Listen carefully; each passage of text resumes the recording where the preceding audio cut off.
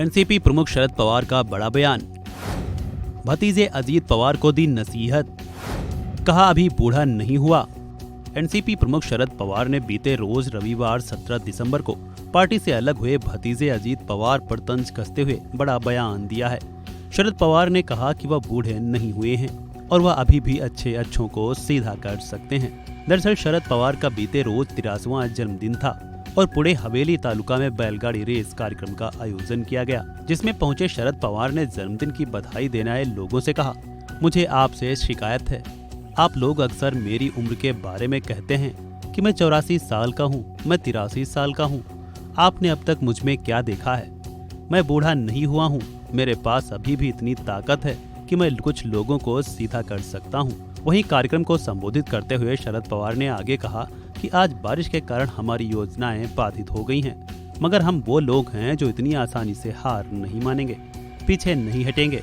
हमें भविष्य में भी अपना संघर्ष जारी रखने की जरूरत है।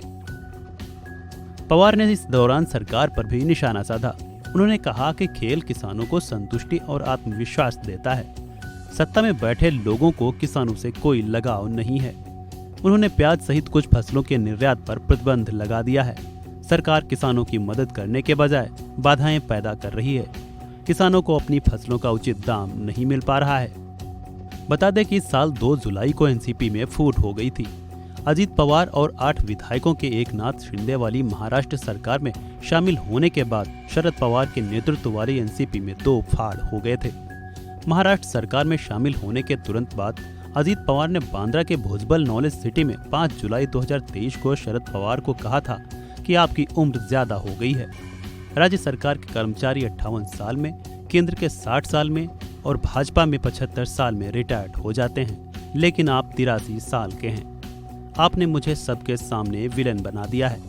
मेरे दिल में आपके लिए अभी भी सम्मान है। आप LK आडवाणी, मुरली मनोहर जोशी का उदाहरण देख सकते हैं, जिन्होंने पार्टी में नई पीढ़ी को आगे बढ़ाने का मौका दिया है। अब आप आशीर्वाद दीजिए। शरद पवार का काफी लंबा सियासी सफर रहा है। शरद पवार ने अपने सियासी सफर की शुरुआत 1966 में कांग्रेस के साथ की थी।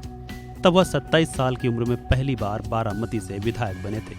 इसके बाद 1984 में बारामती से ही पहली बार लोकसभा का चुनाव जीतकर संसद पहुंचे। फिलहाल इस खबर में इतना ही। अन्य अपडेट्स के लिए बने रहिए वन इंडिया हिंदी के साथ।